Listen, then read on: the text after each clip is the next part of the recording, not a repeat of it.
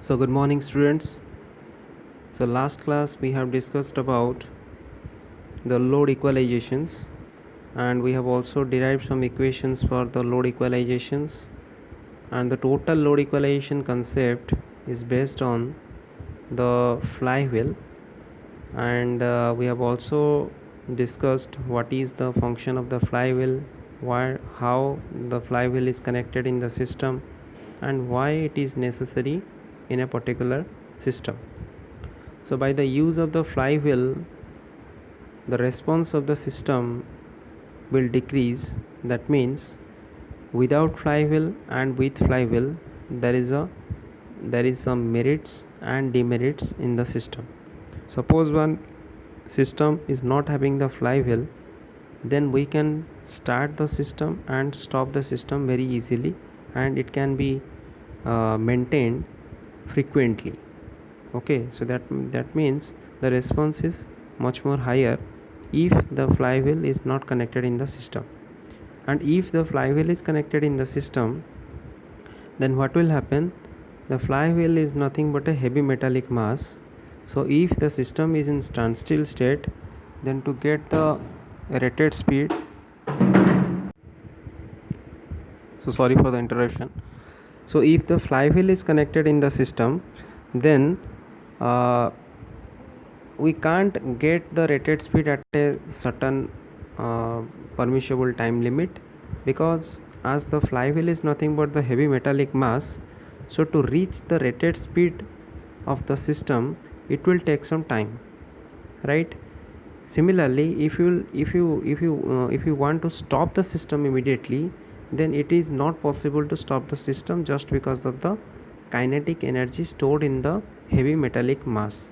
So that's why the response of the system, the overall response of the system in drive applications is much more lesser than the response of the system in drive applications if the system is not having the flywheel connected in that case. Okay, so with flywheel the response is less, and without flywheel the response is higher. But the advantage is that if the flywheel is connected in the system, then we can control the drive system, or we can maintain the load, we can maintain the current, we can maintain the speed of the system when there is a heavy loading or excess loading occur at the output end of the system, right? So that's why for load equalizations, flywheel is having a very important role in the drive parameters, okay, or drive system. So in today's class we shall discuss about the new topic, that is your control of electrical drives. So in control of electrical drives, that means each and every drive system is having one control units, right? So all the controlling part, that means we have to control the current, we have to control the speed, we have to control the torque of the system. So all these control parameters can be regulated, or it can be controlled by using some certain circuit connected in that particular system. So control unit is it is the important part of your electrical drives, and each and every drives is having a control units. Okay, so an electrical drives controller operates in 3 mode. So as you are seeing here, so controller operates in 3 modes. So one is for your steady state operation, another one for is your acceleration including starting, and third one is the deacceleration including stopping and also speed reversal. So by using a proper control drives, it can be started, accelerated at constant torque and current. Okay, so in each and every drive system, torque and current both are having the important roles, right? So torque is required for the starting of your heavy load, and current should be limited to avoid the short circuit or heating in the system. In AC motor, sleep control, or it is also called as the simultaneous control of frequency and voltage, in which sleep frequency is kept as constant, and to maintain the constant current during the acceleration, closed loop control is necessary. So let us discuss about the closed loop control system. So in closed loop control system, if you suppose the first part is your current limit control, how the current can be limited, how the current can be controlled in a system. So this is the figure for the current limit control system. So it is very easy to understand all these control parameters, because one, this is a purely closed loop system. So this is my input voltage, this is the controller part, this is the converter, or it is also called as the power modulator, you can say. This is my motor and this is the load, right? And the current sensor is connected here. Suppose we want to limit the current, so one current sensor should be connected with the motor, and the motor current parameter or current values will be continuously read by this current sensor, and it should be a threshold logic circuit is connected to this current sensor, and one some certain maximum current limit should be set here. It is Imax, denoting as Imax. So by using this threshold current limit, so if the current value at the motor will exceed this Imax value, and continuously that current, motor current, is sensed by the control sensor, and that value is fed to the logic unit in terms of your digital signal. Okay, and that current value is always the current which is fed by the digital input, which is fed by the current sensor. It is always compared with the limit or threshold value of this threshold controller, or this control device, control units. And if the current value is more or less than this maximum value, generally it is, if it is the input current here, if it is more than the Imax value, then that certain value is fed to this adder. Okay, or you can also say that this is the subtractor also, because here it is plus, it is minus. So the maximum limit, the maximum current value which are getting here, it should be subtracted from this by using this subtractor, or you can also say this as adder. Now the new signal will be generated, and that signal should be fed to this controller part, and controller will control or send the signal to the converter, and converter will decrease the voltage value or increase the voltage value depending upon the output requirements. So this is all about your current limit control, and here we have also mentioned all the notes are given. And from this chapter, very important thing I want to say, from this chapter we will find very less questions in your semester examinations. Okay, because in this control electrical drive system, it is not having a problematic part. So every year we are seeing that very less number of questions are asked from the electrical control of electrical drives. So whatever the important parts which are those are coming at coming your previous year exam, AD exam, so that part I have mentioned in these notes. So you just go through the notes and you will be cleared, and directly it will ask to draw the closed circuit diagram for your closed loop torque control or closed loop current control whatever may be. Just like this is your closed loop torque control. So this figure is all about your torque controller. So one torque sensor is there, again it is fed back to this adder. Okay, again you can also find the closed loop speed control also. In that case also you will find one current sensor is here, which is fed to this adder, and another speed sensor, as it is a closed loop speed controller. So one sensor is connected to this motor shaft, which is connected to the load. So motor shaft current, you can use the proximity sensor also.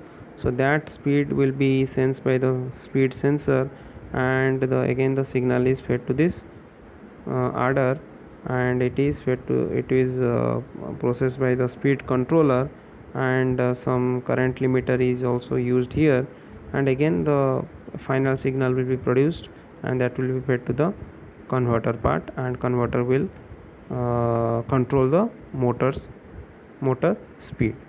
Okay, so this is all about your speed controller. So it is purely theoretical, so you should go through all the circuit diagrams, you should go through all the closed loop system that I have mentioned here. Again, in this figure you will find the current sensor. We have in first slide, in second slide, what we have seen, this is the current sensor. So this is my current sensor, but what is exactly inside this current sensor, that has been discussed, that is been clearly given in this figure. So inside the current sensor you have the CT means it is your current transformer. So current transformer, the principle of current transformer is to step down the input current value. Okay, input current values. Okay, so it is a step down transformer is used, and this input current value is given to this converter, and by using a resistor we should get some voltage here, and that is given to the filter. So it is all about your, now the output voltage will be produced. So this is all about your current sensor. So current sensor block is given in second slide, but inside the current sensor, this is the current sensor block, this one is the current sensor block, but inside the current sensor, what is exactly inside the current sensor, that is given in this picture. Okay, so you will everything is described here. You just go through this theory part, and you will realize all these things. And next one is the phase locked loop control. So this is your closed loop speed control using your phase locked loop control. So this is also another concept. So it is exactly not coming in your exam, but it is important. So you just go through the notes, and you will find the concept behind this phase locked loop control, or phase locked loop speed control drive system. Again, this is for your closed loop position control. So position control means it is generally used in your industries for your position controlling of your drives.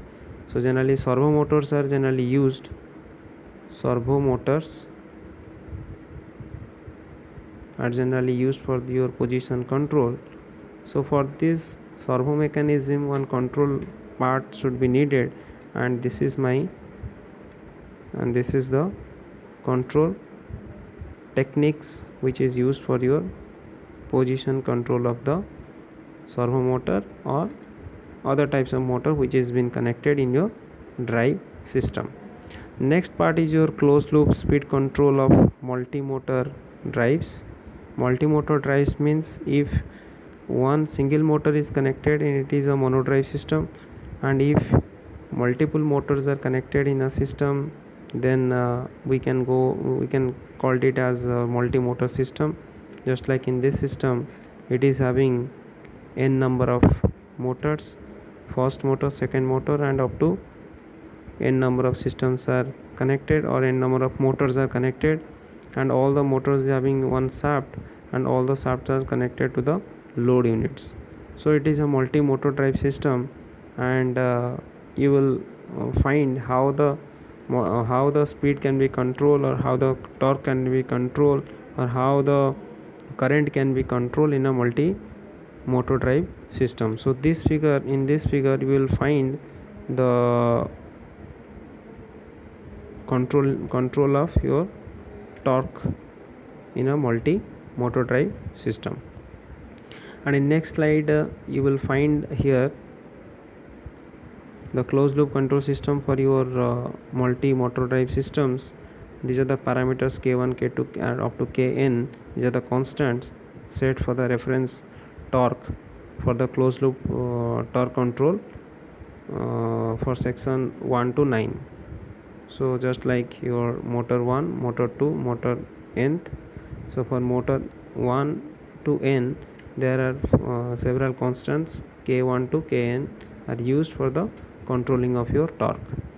Okay, so next one, there are two questions given. What is speed sensing, and what is tachometer? It is a tachometer, it is not the technometer. So tachometer is a device which is used for the sensing of the speed, and tachometer is nothing but it is generating your AC voltage to DC. So tachometer is having one shaft, it should be connected. You have seen in your lab, tachometer is having one shaft, and it should be connected to the motor shaft. So if it is a motor shaft, then tachometer should be connected here, and when the motor shaft will rotate, then ultimately the tachometer shaft will rotate, and it will produce, it is nothing but the DC to AC to the DC generator, AC to DC generator. So when the motor shaft will rotate, it will rotate the tachometer shaft, and ultimately you will find one reading in form of your digital, that is your digital form. And there are two kinds of tachometer available in the market. It may be your digital type tachometer, or it is a manual. So if the shaft is there in the tachometer, then it is manual, and if shaft is not there, then one laser beam should be injected at the shaft of the motor, and that laser beam will calculate the number of rotation happening at your motor shaft. Okay, and the next one is what is the current sensing in an electrical drive system. So these are the two to three questions that we have given here, and in exam also you will find very less number of questions in from your electrical drive systems. So this is all about your today's class, and next class we shall discuss about the next chapter, that is your different kinds of motors, your DC motor drive system and AC motor drive systems. So for today's, it is all about your control of electrical drives. So have a nice day. Thank you.